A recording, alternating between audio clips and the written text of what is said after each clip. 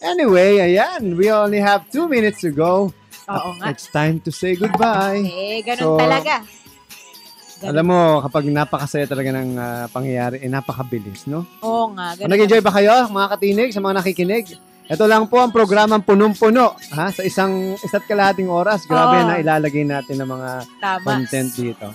Once again, ayan, syempre. Syempre po, maraming salamat sa lahat ng mga naki-jamming, naki-chika, at syempre, naki-join sa aming pag-inform, inspire, involve, at empower sa kabataang Pilipino. Ako po ang nag-iisang ate ng Voice of the Youth Network at ang ate ng lahat ng kabataan. Ako po si Ate Ada.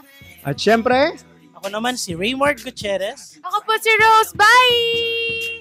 Ako naman po si Ryan Malandog, ang inyong Youth Media Master. Ayan po. Malantong. Nalito siya. Ayan, maraming salamat sa lahat po ng mga na-inspire, na-inform, na-involve, na-empower. Maraming salamat hanggang sa susunod na Sabado. Ako, syempre, mas marami pa kaming ibibigay sa inyo. Ayan, ito po ang nag-iisang Voice Master ng Pilipinas. Walang iba kundi si Pocholo Gonzales.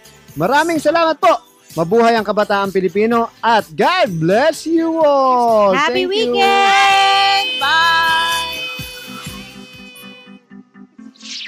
You have just listened to another inspiring, motivating, and empowering episode of Voice of the Youth Radio with the Voice Master himself, Mr. Pocholo Gonzales. Together with the Voice of the Youth Network and the Student Voice Artist Society. Like us on Facebook. That's facebook.com/VOTY Radio. That's VOTY Radio. Tune in again next Saturday, 3 p.m.